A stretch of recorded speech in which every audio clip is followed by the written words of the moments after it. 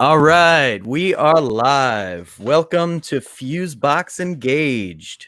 I know it's been a hot minute since I've been on stream. I've been making my rounds, going on my book tour, as it were. And I got a couple of awesome guests along with an awesome regular guest. We got Piper, as usual. Hi.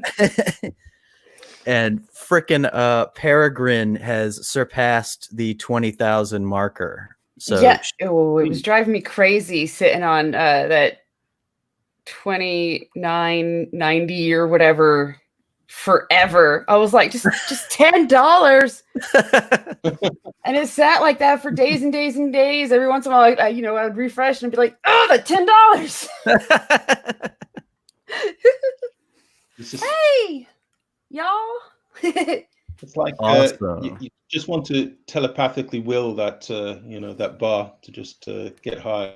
Yeah, it's so true. And of course, we've got right next to me, we've got Double Vision Comics, Michael Andon with us, the creator of Mortal Worlds. Hi, thanks for having me here. It's great to be here.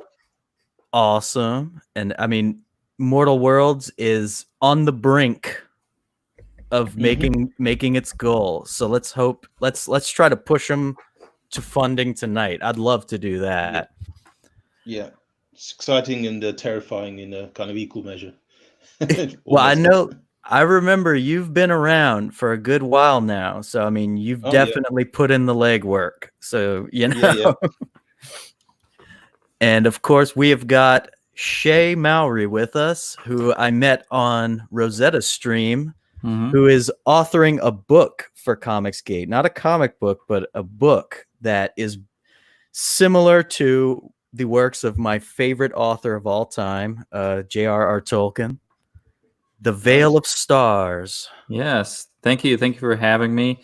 And for those that are looking for that comic book feel, there is also a visual companion to go with it. Nice. And oh man. No, I was really getting into that book the other day. Especially since my favorite novel of all time is The Silmarillion. So oh my gosh, yeah.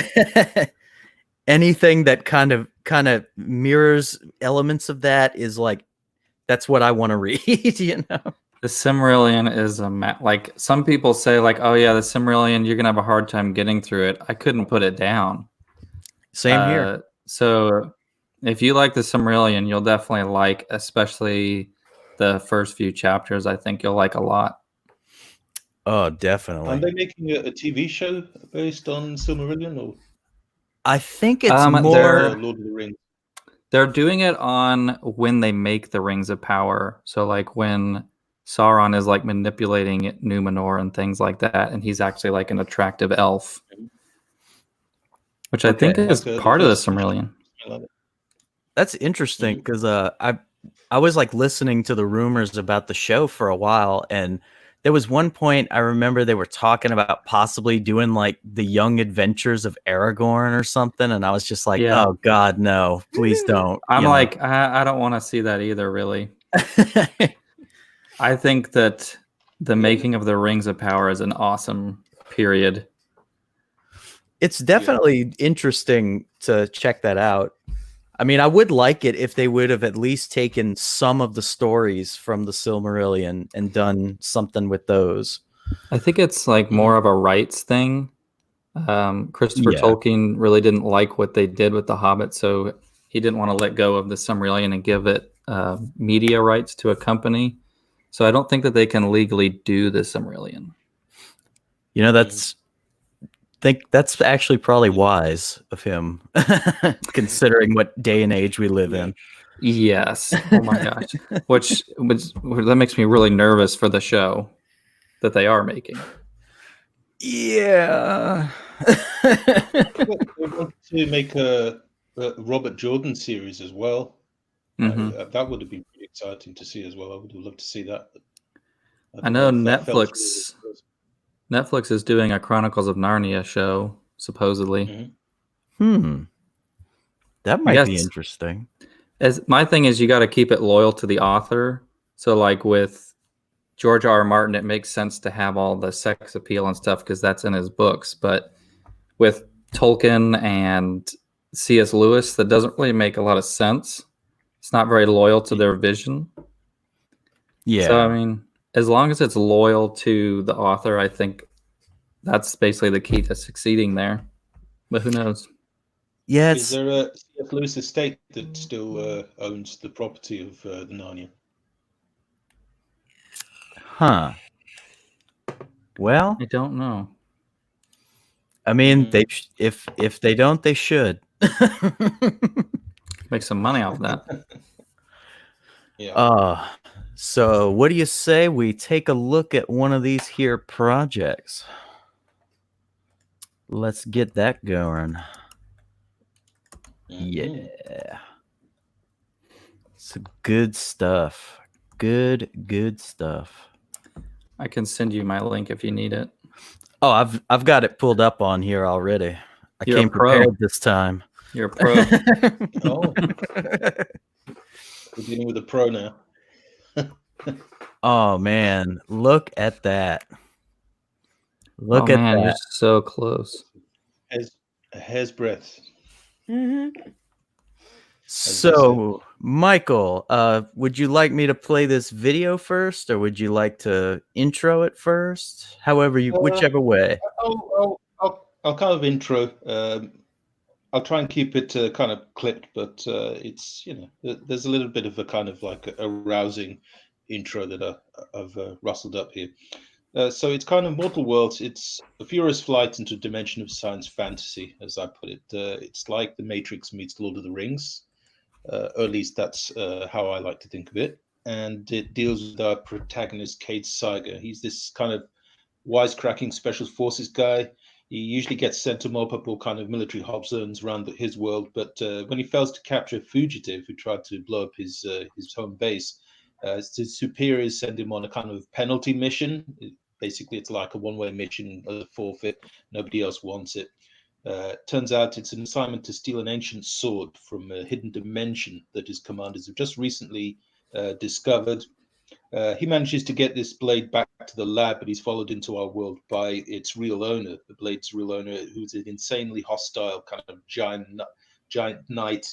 And Cade basically inadvertently freed this guy from banishment when he took the sword, and nobody basically comes to assist him initially, so he uses the blade to try and defend himself, but he's totally outmatched. But that fugitive that he was after earlier, he actually returns in a gunship, gets Cade out of there, and he tells him, look, your commanders, they're steeped in all this occult lore, and they tricked you into freeing this being. They knew what the deal was, and now the whole world's in danger because of your, kind of ineptitude. And he's like, okay, fine, then we've got to go actually turn back and get this creature, destroy it. And the fugitive says, no chance, we're flying out of here, and you're going to help me, come up with a plan.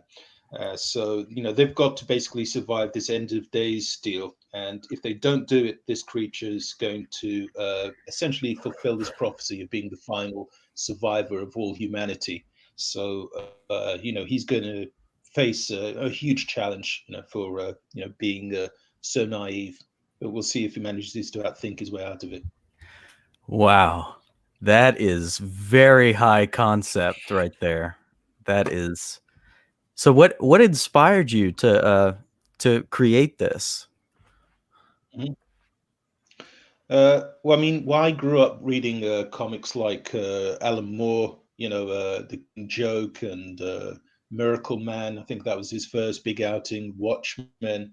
Those things had a really big impact on me because they made me realize that comics they could be challenging to the audience, but not in a kind of preachy way, in a kind of really palpably exciting way. They could be a stimulant, not just something that you'd passively consume. So they could be, great entertainment. At the same time, they could be something that could make you talk about, for hours afterwards after reading it. Much like kind of the Matrix. I think the first Matrix did for a lot of people.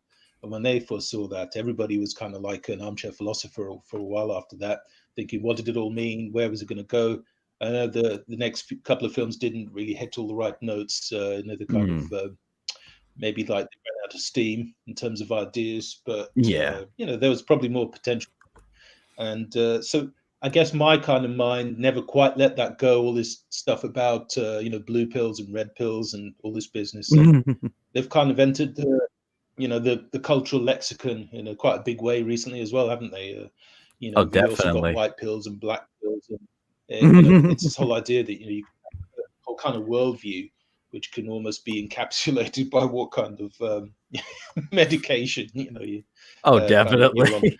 So yeah, so this kind of story is kind of like a clash of all these kind of different types of pills, I guess. So you've got different characters with very kind of different outlooks, but they kind of got to work together because there's a bigger threat looming on the horizon than just their individual kind of points of view. Nice. Oh, thanks, Chris. Glad you like it. Yeah, I'm a huge fan of 2000 AD, especially in its heyday as well. Like I think that was maybe back going on 30 years ago. I think that's when it like originally launched or so. Judge Dredd, and there were some amazing writers. There were characters like Slane, who the artist on that for a while was a guy Simon Bisley. Don't know if you guys have heard of him, but he's pretty big deal these days. Worked on Lobo as well. Ah, okay. So he had a kind of like quite a distinctive painting style, very bright and vibrant, lots of color, lots of shadow. And so I kind of like tried to teach myself to paint originally like him, didn't do a very good job. But when it came to digital coloring, I kind of tried to revisit that kind of style and ended up with my own, really. This is kind of the fruits of my my wasted youth now. So, I'm quite happy at how it looks. I didn't quite expect it to be, maybe quite as crazy looking, but it's, it tells the story. It serves to tell the story. And I think the style is unique, and it's I think that's a good thing for comics that it has its own distinctive flair. You're not going to confuse Mortal Worlds with another comic. Yeah. I've been told it looks a lot like some kind of European kind of kind of bande dessinée, and heavy metal and that kind of stuff. But and I take that as a huge compliment. To be my stuff to remind me people of stuff like that. It's there's some of the best artists I've ever seen. Some of them have managed to kind of cross over to the Atlantic, but for the most part, I guess the French and the Belgians, they kind of got their own scene. Yeah, I don't know much about what's going on with the French and the Belgians. I'm on the other side of the pond. I think Grant Morrison at the moment. I think he edits the heavy metal magazine. Okay. So, he's got his fingers in a few pies at the moment. Oh man, and I mean, this is beautiful right here. Just seeing this 95%. Oh well, yeah.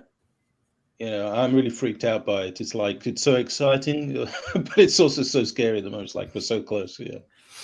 Well, I see. I think definitely do the best over. I think like with your 21 days, you're gonna make it. Yeah. You're definitely gonna make it. There's definitely time. Yeah. Oh man. So let's see. Just hope we don't hit the skids. Yeah. I mean, I think there's always a point in the campaigns when there's a slowdown when Outlaw Knights is currently going through that, where I've had a couple days where I've had like no backers, and I know it's like a punch to the gut, but it is. Yeah, it's a halfway point. It's like the kind of the fervor dies down a little bit, but and people, I guess, kind of everyone's watching to see what happens, but hopefully a little bit further down the line, things are going to pick up again, and people are going to want in on the action, before the opportunity goes. Absolutely. I mean, guys, y'all need to back Mortal Worlds, because I mean, my faith in humanity is already so low. Just give me something, but would you like us to check out your video?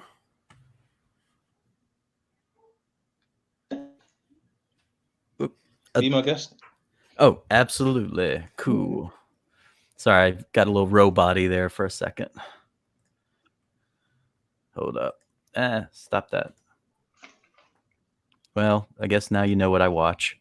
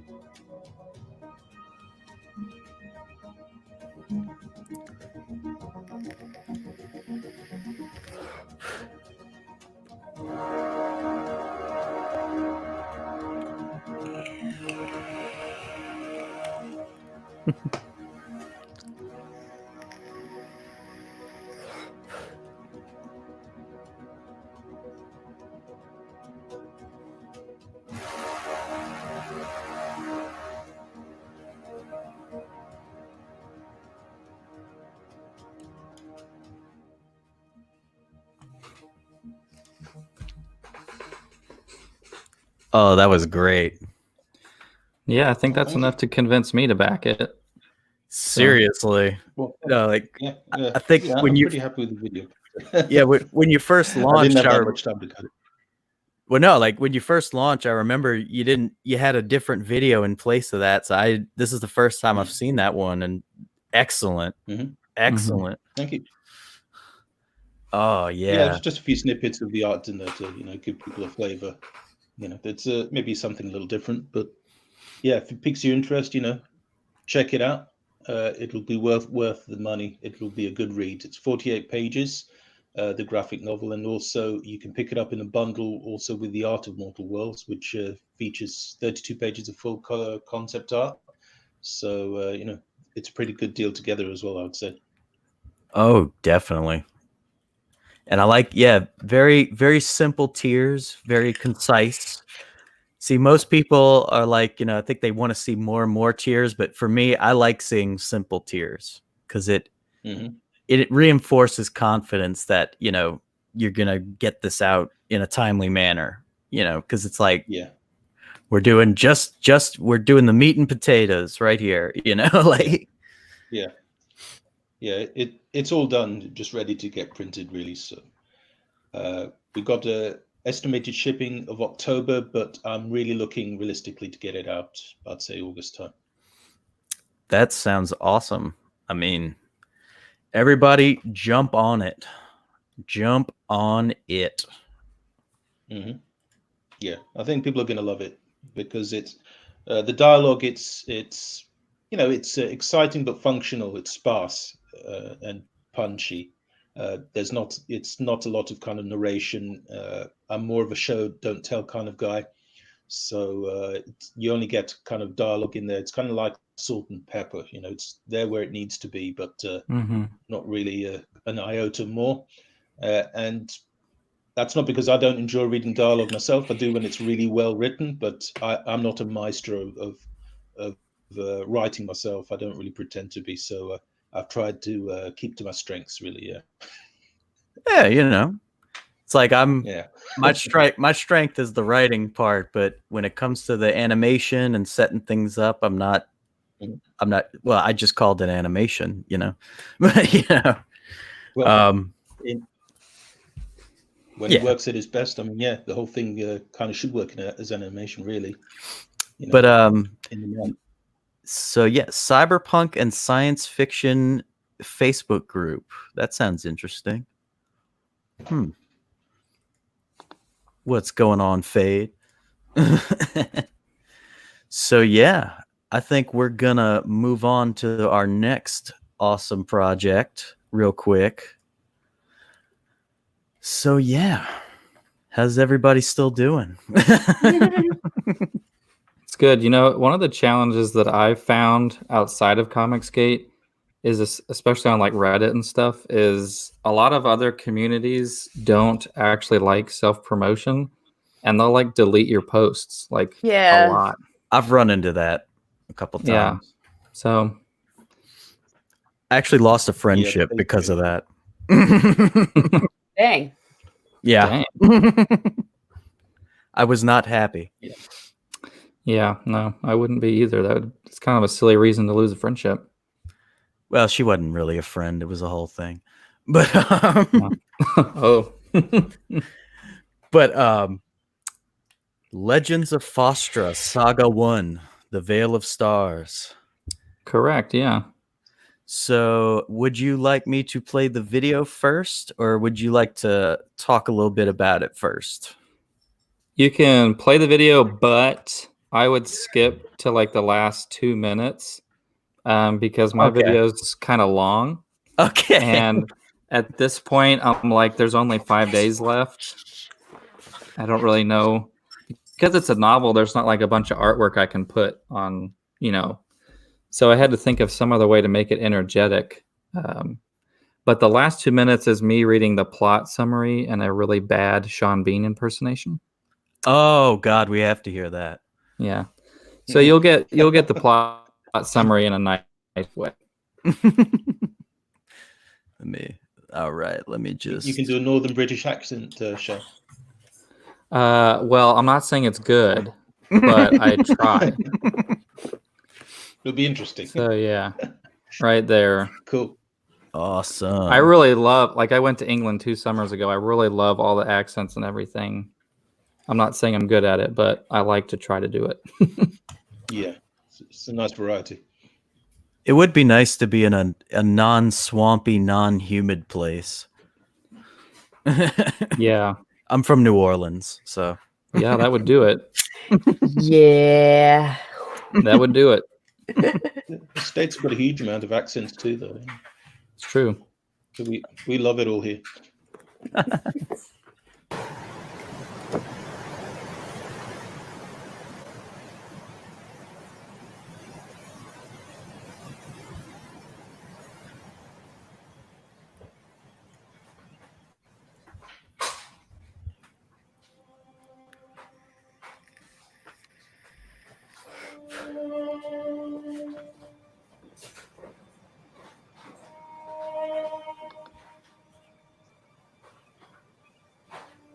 Winter winds descend upon Fostra, covering it in bitter frost. The god of ice asserts his dominion over all lands.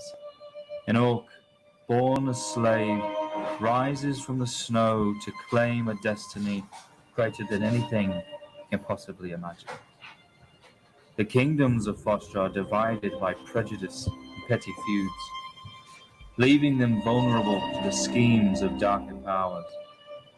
Children freeze in the mother's arms, and men die fighting in countless wars. When the one artifact that could save them from this ancient evil is taken, the good races of Fostra must band together to take it back.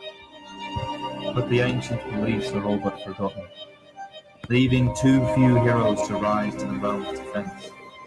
Still, Ruth Elisar, Prince of Brindle, must try for the sake of all life, for hope may be found in the most unlikely.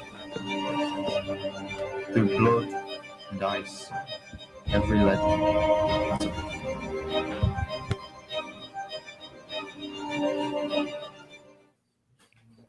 So yeah. Damn. That was good. That's my attempt at a Northern England accent. I didn't think that was embarrassing or anything. I mean, of course I wouldn't know, but you know. Yeah, when I was a bit darker, more dramatic than I expected. Yeah, whenever I was in England, like one of the first days that we were in York, we asked directions from this guy, and when he replied, it was very clear that he was French. And as soon as he realized that we were American, he changed his accent to the most perfect American accent immediately. I was just like, why is it that English and French are so good at doing American accents? Like Hugh Jackman, Henry Do all the Cavill. TV. Yeah, I don't know. We grew up impersonating all the characters from TV, I think, in the movies. Michael, can you do an American I can't accent? do an American accent myself. Aw. I'm terrible. Damn. Yeah. Well, I think it's quite good.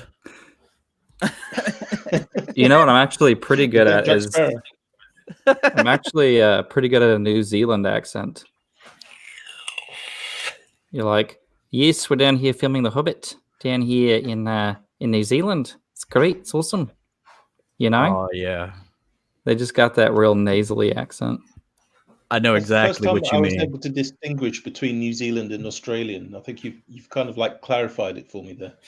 Yeah, no, it's like they say in Flight of the Conchords, are like, Australians are like, where's the car? And New Zealanders are like, where's the car? A waiter. Yeah, I think New Zealand's a bit more nasally. Mm-hmm. I guess they have to, do something to distinguish each other from Yeah, one another. that's true. Piper, Chris is worried Piper. about you. Piper has probably taken a vow of silence. I think she's been stunned into silence. I'll just listen in. The last two trailers have been too awesome. Yeah, blown away. I was just picturing him. I'm just thinking that poor Piper's probably thinking, why did I agree to come on this stream? Oh. I'm actually having to multitask, which is part of it. I did not think I was going to have to. Oh, he left the door open too. Now all the critters are going to wander in and out. Oh, Oh no. Which critters? Too late in my room. all of them. Are they like all sorts of critters. like possum? Human and four-legged. No, mostly just a dog and some cats. Nice. I got 2 dogs who cause all kind of trouble They've got because command of the room. exactly. Especially my little girl. She's the boss of the house. My 2 cats are somewhere. Nice. We got a couple of hanger-on cats. I was going to say the only critter that's actually supposed to be here is the dog. Ah. But it seems like the cats came with the apartment. Yeah. Isn't that always the way? Love the art. I think that's how you get cats. The cat decides that they're your cat now. They invite themselves. Yeah. So, Shay, That is the cover, fully completed with the actual barcode and everything. With novels, you don't have to put it in copyright, but I see it as important thing so people don't steal my stuff. So it is officially registered in the Library of Congress, and it's all official. It's got an ISBN number, all that jazz. It's a real deal. The artist is a Russian, so that's interesting. Language barriers. Oh, really? Yeah. He speaks English, but sometimes I think he uses a translator because sometimes I'm like, I don't think that's what you meant. I actually dated a couple of women where I used a translator, the entire time. It didn't last long, but that would be interesting. That would be really interesting. It looks like he got exactly what you were looking for. I'm assuming it's it's got real vision. Yeah, that's actually a guy from I don't know. I think it's Taiwan. He's the Duran. He's actually pretty famous on Instagram. I mainly use him and my Russian. It's just the Russian's a lot cheaper. There you go. That's a big thing. So the Duran also did that. That's the main villain. ISS. Oh wow. He's like almost kind of like a son of Satan / Loki. There's a lot of Norse mythology in this book, just like Lord of the Rings. Nice. And he's kind of in charge of Winter. He's very. He's definitely one of those. Loki and a White Walker or something. Yeah, I mean, kind of. He's definitely a true 100% villain. He's kind of like the White Walkers, where they're 100% evil. There's no sympathy with them. But I do have other villains that are not quite so absolute, to make it more interesting. Mm. You know, you can't have all your villains just be black and white.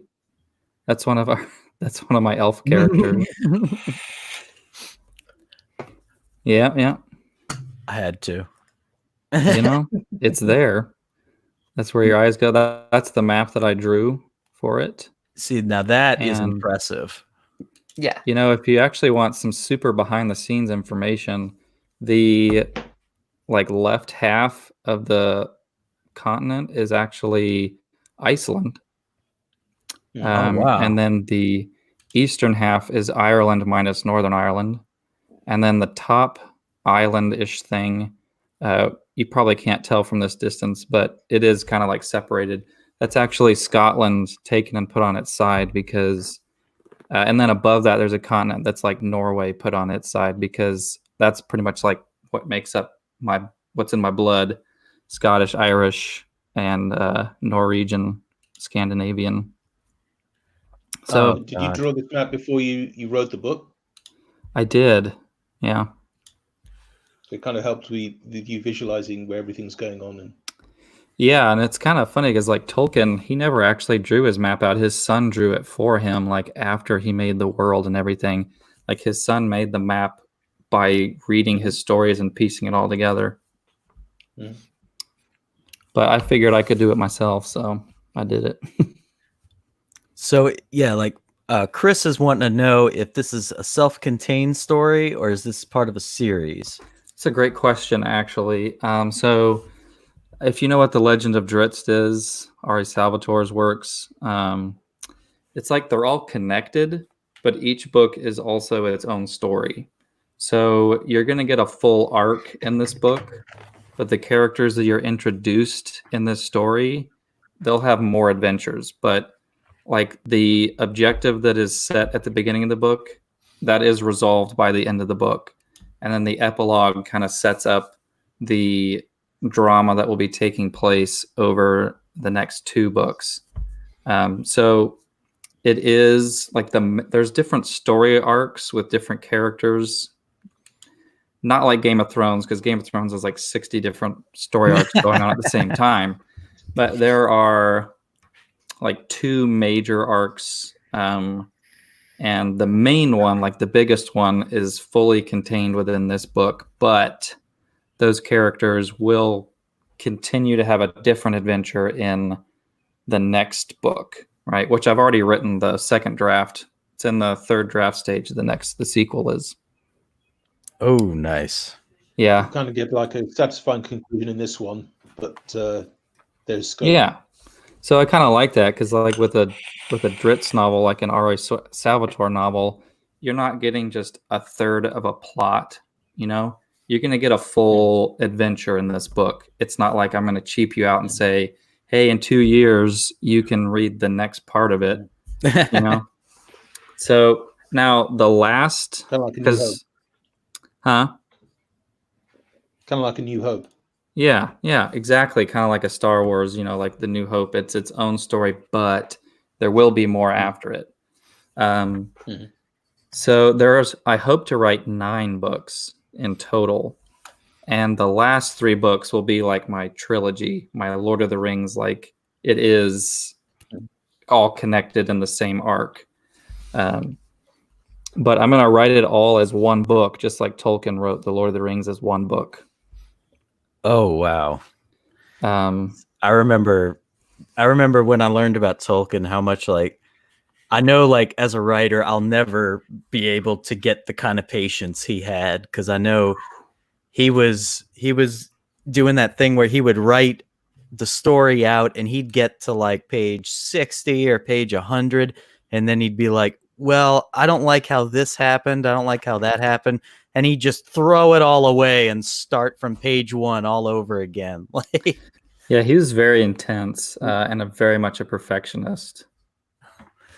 Yeah, I think he probably he kind of he was a philologist. Is that how you pronounce it as well? Yeah. Kind of like study of language.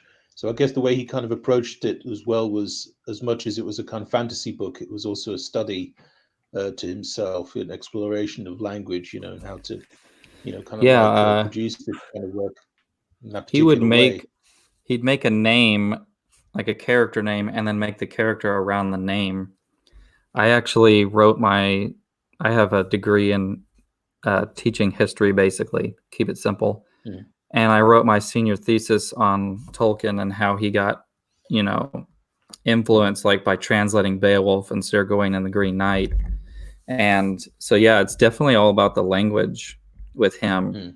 And I think that's also what sets him apart is he was an Oxford professor. Like, I mean, he's like up here, Yeah. Oh, absolutely. Yeah, he approached it really seriously. So I guess, to him, when he threw a page away, or however much, painful as it might have been to him, he knew he just had to get back in there. It wasn't a case of, oh, I'm going to give up. It's going to happen. It's got to get finished. Yeah, and you kind of have to have that attitude. Like this book, the whole last third of the book I threw away and rewrote. 100%. And the sequel to this, I'm going to be removing like a very big chunk of it as well and rewriting it because I want it to be really good. Wow. But to answer Chris's question, the main character, what you see right there, that's Narbad. He's our main orc. The main character is an orc. He's going to be like the main character of Saga 1, 2, and 3 / kind of 4. And then he kind of passes the baton in the first book that I wrote, which is the Sylvan Mist, which is an add-on item on this campaign. But you don't have to have read this to understand the Saga 1. But anyway, he kind of passes the baton in that book to the next main character who will kind of take it. He'll be the main character for the rest of the series. Narbad's still there past Saga 5, but he's not the main character. Yeah, that's a great idea. I mean, it's a little tricky at times when you change protagonists. I mean, mainly for me, I think, because most modern day stories, when they've handed off to a new character, the new character always tries to nerf the older characters, but that's a separate thing. Yeah. I don't think people really get that semblance here, mainly because I did write this one first, and that character, the one, like Narbad and him are like both the main characters in this book. Okay. And it is kind of like almost like an Obi-Wan Kenobi to a Luke Skywalker, kind of like that feel, I guess. Yeah, there's a heightened sense of realism, I think, as well. Yeah, probably not epoch spanning like Tolkien, but I'm assuming you're not going the George R.R. Martin route. There's not a lot of rape in this book, is there? There's no rape. It is a very, very dark book. Like if I was going for an aesthetic, it would be like a dark fantasy, like meaning that I still have like the scope and like the magic and the grandness of Lord of the Rings. But there is also like the gritty kind of like realistic. I do a lot of research on like PTSD and like soldiers and combat. And I put a lot of that into my writing in a very respectful way. Now, that's interesting. That's very interesting. So like the orcs, the main character Narbad, in my books, they were made specifically by the Odin / God figure to fight the villains of the world, right? The equivalent of like Tolkien's orcs, which in my books you can see on that cover are all the things that they're fighting. So the orcs were made specifically to be soldiers. And so they kind of have this complex of, I was made to be killed. And so my whole purpose in life is just to die. And that kind of leads to a lot of, I think, very interesting character development and elements of their personality that's very layered and unique. And I don't think orcs have ever been done like that before. So, like, to the other races, yeah, to the other races, they still see orcs kind of like as brutish and evil because they're ugly, and they are very brutal warriors. Like, they'll rip out your spine and beat you with it, sort of thing. But they are also very noble. They're kind of like a misunderstood race in my books. Kind of like a more civilized version of Spartans. Yeah, like they're exactly like that. Yeah. So I always play orc characters in Skyrim. So nice. I'm like, I love orcs. I just do. I'm always a Nord every time I play. I was a Nord the first time. I do really love Nords, and I love Vikings because I'm a lot of Scandinavian in me. And so if you're familiar with like Norse mythology, you'll recognize a lot in this book. Oh, definitely. Yeah. I think I use it a little bit more than Tolkien, but not much more than he does. Well, that's the thing. The thing I find interesting, the interesting twist with your story in comparison is the fact that you're showing the orcs as more, I guess you're humanizing the orcs more. Yeah. But I do still have evil creatures that fill the role of orcs from like the Lord of the Rings. Well, like they're just fodder, and they're just pure evil, and you're just gonna kill them. Yeah. So I still have that, like those races that are purely evil from the get. But I just like orcs. Green. I know it's stupid, but green's my favorite color. Like, they have green skin. I like that. Sometimes simple is good. Now with my tiers. Sorry. What? I was just going to say, what was the name of that Duncan Jones film with the orcs? I can't remember the game it was based on. The MMOR. Came out a few years ago, but it generally featured, I think, the orcs as the protagonists. Huh. From what I remember. I read a book that was called Orcs. I don't know if it's based off that. Huh. It'll come to me. I'll kick myself. No, I've just never heard of that. That sounds interesting. It's always good to show support for your orcs, Yeah. But, that being said, orcs are still very brutal in this book. Like, at the bottom of this campaign, there's a picture of one of my other orc characters. And in orc cultures, they have to earn their last name through like some kind of an achievement. And his name is Zach Bonebreaker. Yeah. And that's because he is like huge, and he will break bones, and like he is just the living embodiment of like brutalness.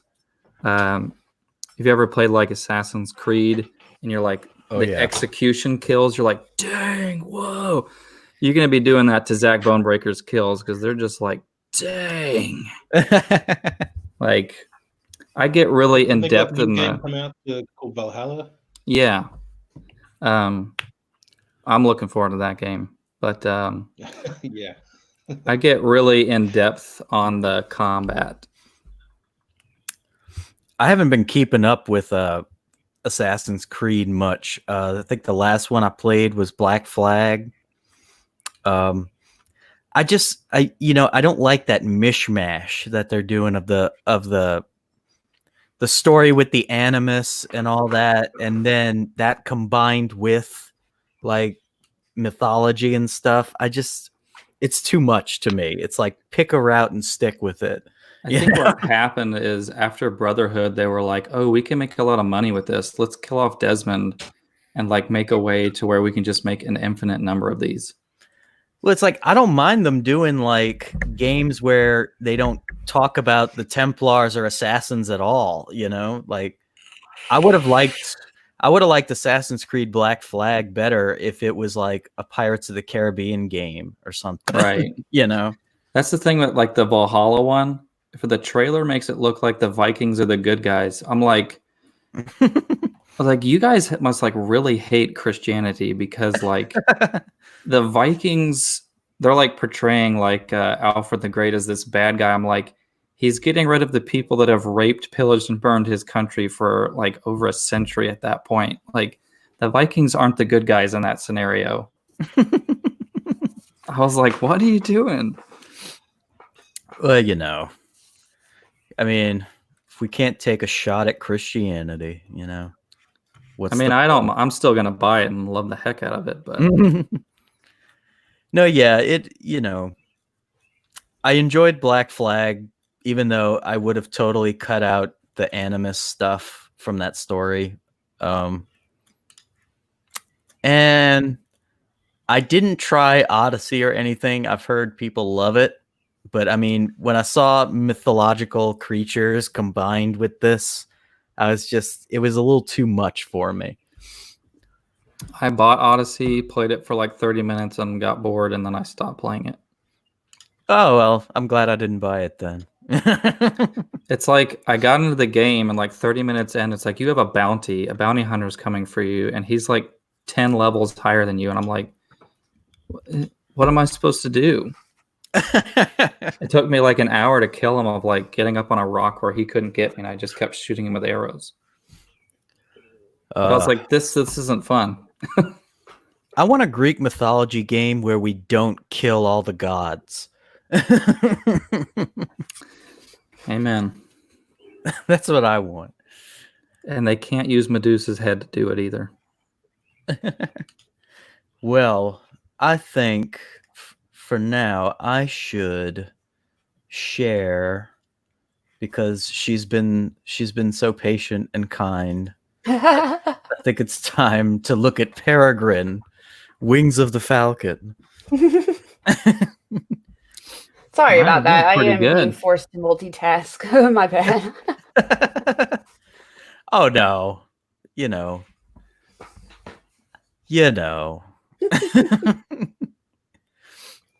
But would you care for us to watch the trailer first, or did you want to explain first? Either one? I do the trailer first because it explains some, and then I can go from there. Alrighty. I really like this trailer, so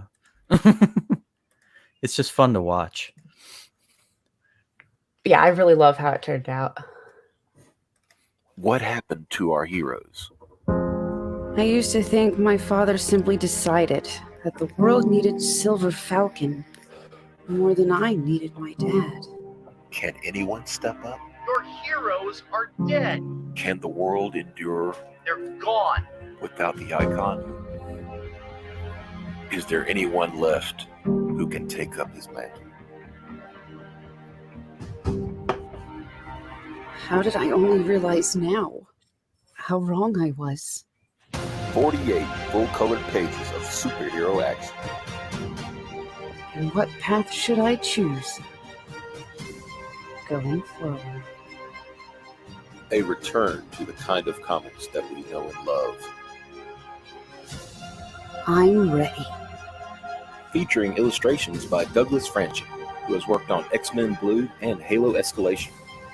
Interior colors by Farah Nurmaliza of Door Kickers, Super Harem, and College of the Dead 2.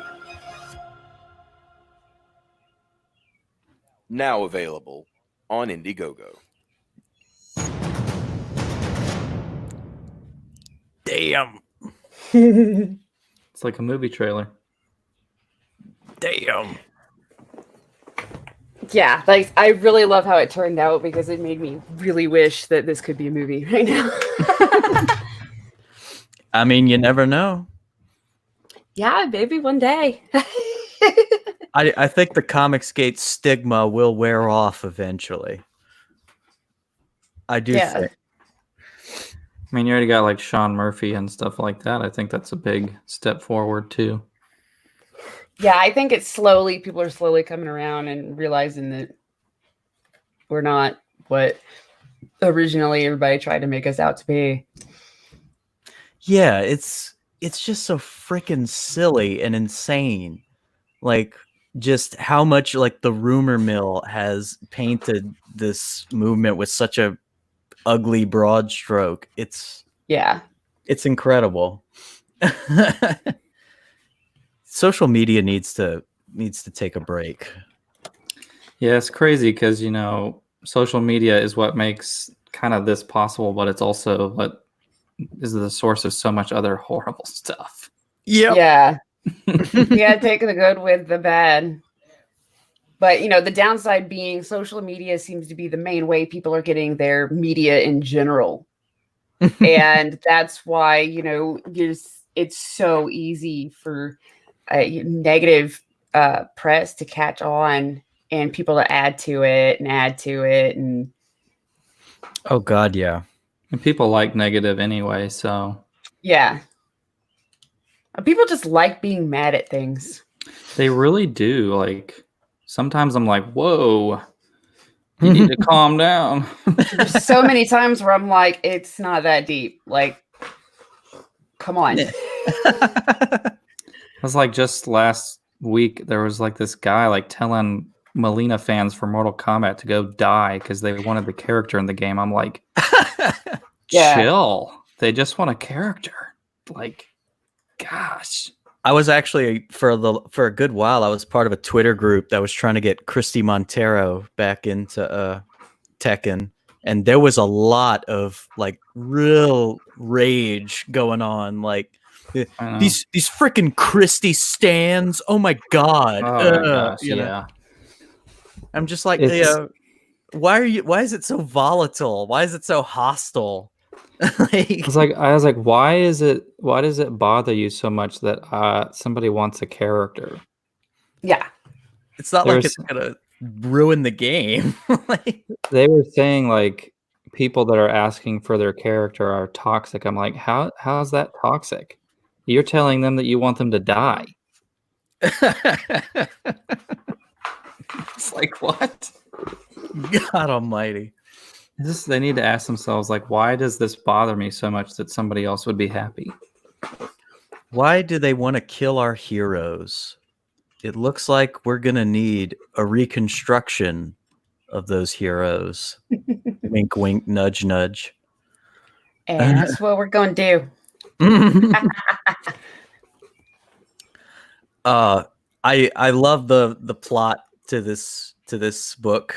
And I love the fact that it mirrors symbolically what's been happening in comics. Yeah. I think that's great. I think that's an awesome idea. So tell us a little bit more about Peregrine. The book or the character? Both. Well, the book starts at the end of a cataclysmic event. Cleanups underway, this and that. But the cataclysmic event took out a large number of the world's superheroes. I mean, they ended up saving the day, but at a huge cost. And so all over the world, villains are kind of crawling back out of their hidey holes. And are pretty hyped that there's a shortage of heroes right now. Both recognized, you know, by governments and street level ones that aren't. So Peregrine's dad happened to be the most famous hero of the time. And he ended up going down too. And so Jessica, feels kind of pressured into, you know, taking up his mantle. A lot of people are acting like it's obvious that she's naturally just going to do it and this and that. Whereas because of family stuff, you know, by the time she hit a teenager, she had no interest in the superhero gigs. Like, She didn't want to do that. She just, plenty of super powered people didn't want to sign up to be, superheroes. They just want to live their regular lives. And she was kind of one of those people that was like, no, I am sick of that superheroing in general, kind of broke her family a little bit.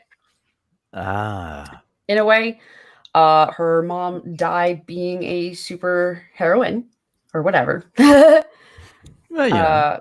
And her dad, to cope with that, kind of buried himself in superheroing like 24/7. Like, he didn't know what else to do with himself but go and save the day all the time.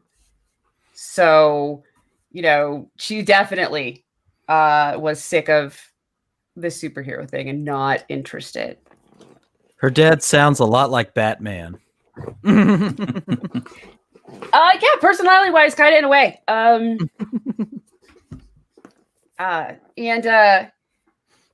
So, she kind of blames the entire, superhero thing.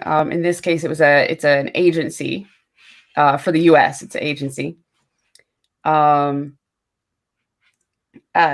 She wanted no part in it, and now even her dad is gone, and now she's getting all that, she's feeling all this pressure of, well, clearly she's gonna put on a cape and save the day. So something motivates her to give it a shot for now. Whether or not she wants to actually, take on the mantle full time is yet to be seen. But this book is about, how she deals with things, what her motivation ended up being. The end of the book resolves a storyline. It's kind of open-ended, but you get resolution to the current conflict in the book.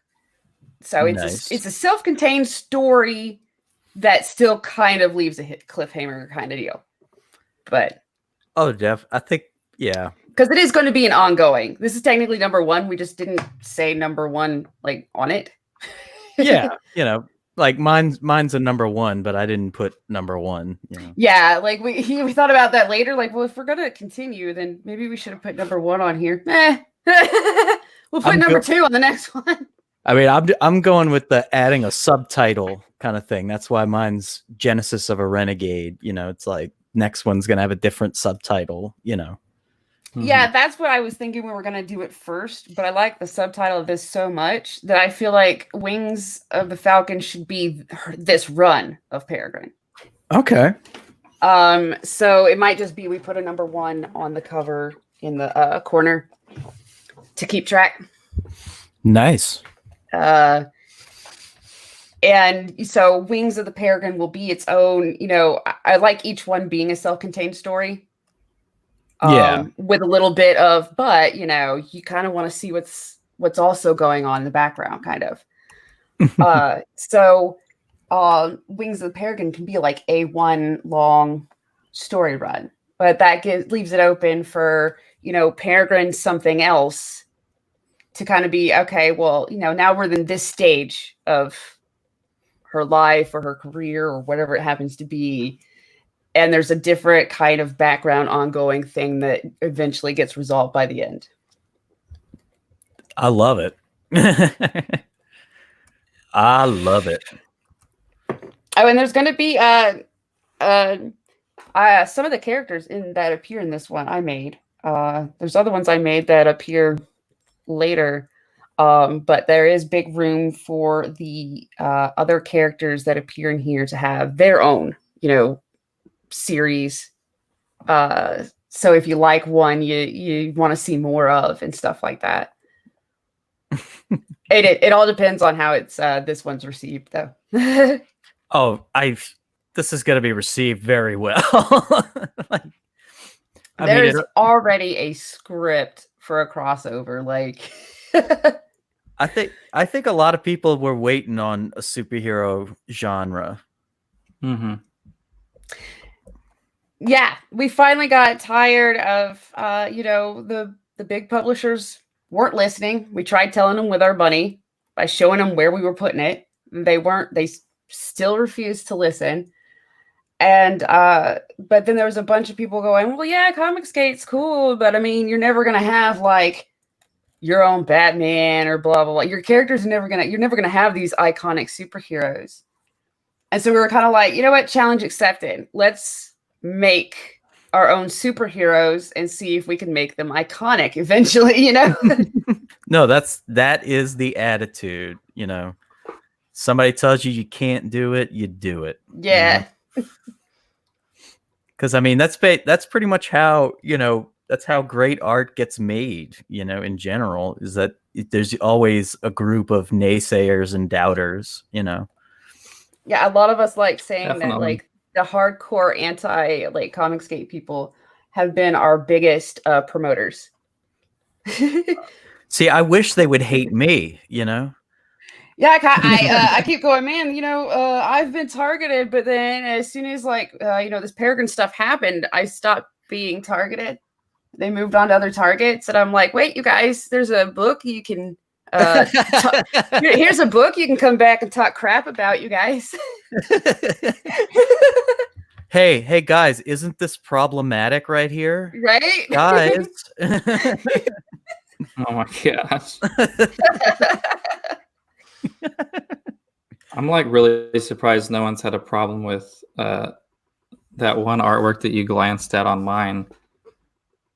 Oh, you mean with the elven booty? The same. Yeah, well, that, and you know, just in general, the same area.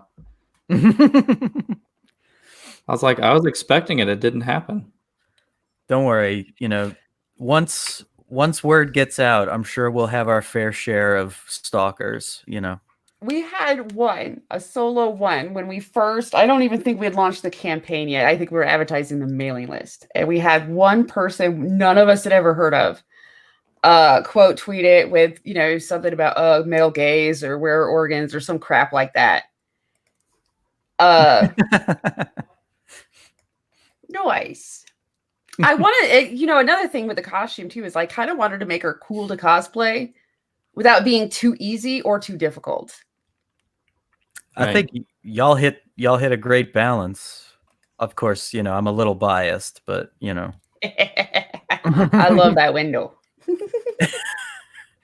And I love the manga cover crossover idea. I think that's great. Because yeah. I'm honestly more of a manga fan than a regular comic fan. I switched over to being more heavily a manga fan some odd years ago because of how our comics were doing. Yep.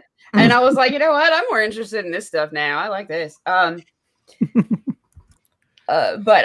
Yeah, and there's a lot of that in Comicsgate. But since we kind of, you know, started by directly competing with, you know, Marvel and DC, like we were directly trying to tell them, you know, cut this crap out.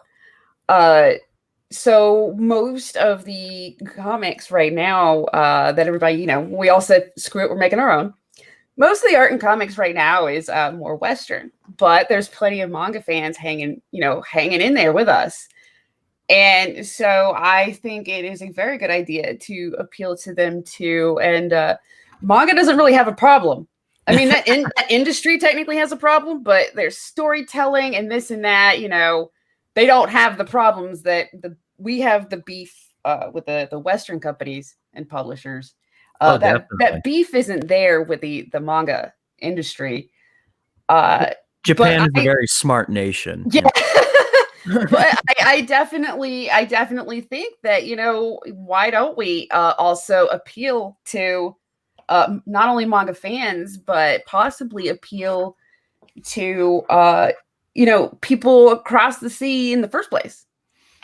Absolutely. Like, you know, hey, we're doing all right out here. It would be really cool if we expanded and doing all right super internationally. We're spreading. We're getting there. Oh, definitely. I was surprised as all get out that like a lot of the support for Outlaw Knights has come from overseas backers. Nice. I honestly thought that it was mostly just going to be domestic. I didn't think people across the pond would really notice, but they did, and it's just awesome. Yes. Oh man. I've had one guy from Australia. Ah. So we've gone through, looking, and we've gotten some backers from some surprising places. And I'm like, man, I sure hope it's not too much to ship over there, because we decided to just do a flat rate and figure it out. Like, so it's like, Yeah, ooh. But me yeah, too. some surprising places, because I'm like, I don't know anybody from there as far as I know and stuff. It's been kind of neat. That's the thing. Yeah, that's Yeah. the thing about CG that's getting awesome is, it's connecting people around the world. Yeah, we're not like trying to get distributors and stuff to, hey, how can we distribute overseas? We're doing, hey, if you want this to be made into a book, and a book that you want in your hand or to see over there, then come help us out. We're connecting directly with the customers and not going through, The middleman. yeah, that limits where we can send stuff. Oh, definitely. And I mean, the grassroots nature of it, everything about it is just awesome. I think I've told you this before, but the big thing that drew me to CG was, I was so used to people complaining about stuff in the media and all, but it was like I was so used to them not doing anything. Yeah. And it just was driving me nuts, like how, just people sitting down, like, armchair quarterbacking. And it's like, dude, if you don't like it, get in there and do something else. And that's what CG did, Yeah, that's a big thing for me too, is like CG like actually does things. They're like, why are you a novelist trying to get into Comicsgate? I was like, because Comicsgate actually does stuff, Like it's a community that actually like backs and like supports its creators. Yeah, I've tried that with a few other communities and they just don't really do anything. Yeah. I think, a lot of artistic communities, it's a clash of egos. Yeah, that's the thing, is I thought I wasn't ever going to get my foot in the comics industry. And so I changed career goals once I kind of got old enough and saw enough. And it's Comicsgate that I was like, wait a minute, you mean I really can? Not the comics industry maybe, but we're making our own comics industry that I can be a part of. Because instead of everybody treating each other like competitors, we're treating each other, respectfully and like friends, and we're helping each other. We're getting excited for, everybody else's successes, not just our own, and giving each other advice. Everybody's so open with, yeah, I did it and this is how I did it, and maybe that'll work for you and stuff like that. Instead of a lot of tight-lipped, well, I'm not going to tell you how to, become my competitor. Why would I do that? Listen, kid. Yeah, I mean, I think this stream. What's up? This stream, all four of us have different. I mean, all four of us have different companions, but we're all, supporting each other. Amen. How you doing over there, Michael? You doing all right? Uh-oh. Maybe not. Michael? My audio cut out for a little bit. Maybe his audio cut out. Uh-oh. Uh-oh. Well, if whoever's listening, Mortal Worlds back it. Oh man. But yeah, Peregrine Wings of the Falcon, a must get for everybody. The revival of hopeful superheroes in the midst of a postmodernist superhero world, which, God, the symbology is so there. It's a giant freaking metaphor. but I figure we're getting on that time where we're probably going to have to start shutting down. But real quick, I wanted to be an opportunist. And, you know, I wanted to shill mine for a second. Of course. How dare you on your stream? Well, you know, I like to let you guys have most of the floor because, you know, if you're watching my channel, you know who I am, you know. But right. You know, this is hopefully going to be the first of about 6 issues, although it may end up being longer because I was forced to cut this thing in half in order to make my goal reasonable. Right. So we're down to about 25 pages, but we have a stretch goal at around 10K to get this back up to 50. And that's what I'm shooting for. Cause I really, you know, I'll do the 25-page book if I must, but I would prefer to have all 50 pages for everybody. But, yeah, this is introducing us to the main character of this Outlaw Knights saga, Cyrus Lawson, who is this handsome, heroic guy who lives on a small, out-of-the-way colony called Therese. In the 31st century, the nations of Earth are at each other's throats, competing over territory and resources, and we're right on the heels about 10 years out after the end of World War III. So everybody's tensions are high. Cyrus doesn't want any part of it. He wants to enact his dreams of being a small town hero in a small town. But that dream pretty much gets ripped out from under him right at the start, because the pirate crew of Hazard, led by this gent right here, Ivory, are invading the settlement looking for a special piece of data. And this data will lead them to a treasure that is going to turn the entire century on its head. And so, of course, as you all probably are aware, a treasure like that is not without its competitors. Yes. Hence, we've got Taurus, captain of the Magdalena, hot on their heels.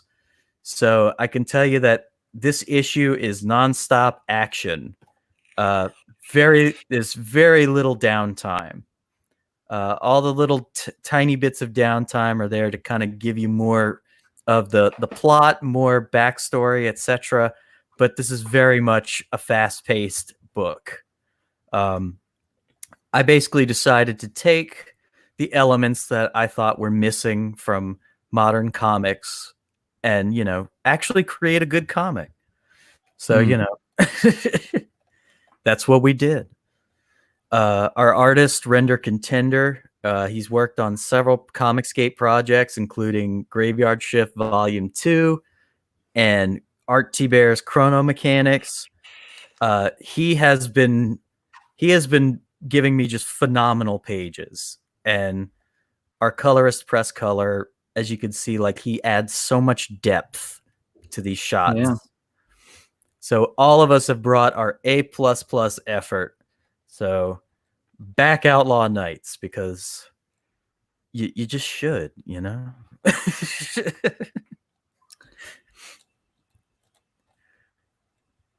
Everyone's, you know. Very beautiful. Thank you. I feel like such a whore when I do that. No, don't. But yeah, we are so close to the 50% mark. And my ultimate hope is that before these 11 days are out, I'd like to get somewhere at least close to 4K. That might be asking a lot, but yeah, I'd feel really comfortable if we could get it past the 50% mark before the end of these 11 days. So, you know. Okay, so you don't necessarily have to make it to 100%?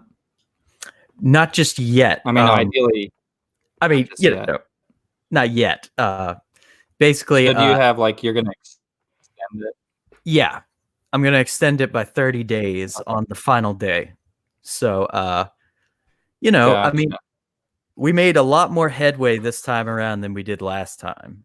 Last time around, I think we only cleared like 2,600. So I mean, well, you're definitely gonna have me back it, and I don't think I even knew about it the first time going through. yeah, I was pretty. The first time I launched, I was a little lazy about my promotion in that I was mostly promoting via Twitter and stuff, and yeah, that didn't work out the way I'd hoped. So it is a lot of work. Yeah. It's like most of my campaign, I was, still finishing up the semester as a, teaching and having to, campaign it. And I was just like, and I have a 5-month-old. I was just like, I don't know how I'm going to do all this. Oh, man. Oh, and being a dad. My God. It is intense. Thankfully, the school year ended, so I can breathe. Well, I know Piper has kids. I have a teenager. Damn. Yeah, I kind of. Now I miss the terrible twos now. Yeah, I can't imagine that's easy. I bet. Ooh, nope, not at all. I am. It's weird because I'm like, I don't want him to grow up too fast, and I'm like, yeah, but right now I kind of just want him to hit 18, so I could be like, hey, shut up or get out. Yeah, being a high school teacher, you definitely get to see all the different kids. I love that emphasis you put on it. Those I tell you, kids. Yeah. The first day of the semester, a kid on the first day of class says, because I talk very loud when I teach, very loud. And he's just like, can you like not be so loud? I was like, excuse me? I was like, that's not how this works. I was like, you don't tell me what to do. I like got in his face. Good. Kids nowadays need some freaking discipline. There's always you need the sacrificial lamb every semester. Oh Lord. Good times. Loady. But yeah, I think he failed. He failed that class. Well, I can see that. But yeah, I think it's about that time for us to wrap this one up. Michael, if you're listening to this right now or afterwards, I'm sorry. I don't know what happened, but please, everybody, check out the link in the description of this video. If you're listening after, we've got links to all of the campaigns you've seen in this video. Let's help get Mortal Worlds and the Veil of Stars up to full funding because they're both right there. So, I mean, let's get this going. And once again, Piper, of course, thank you once again for joining me. It's fun. And yeah, we will talk to you all later. Bye-bye. Bye.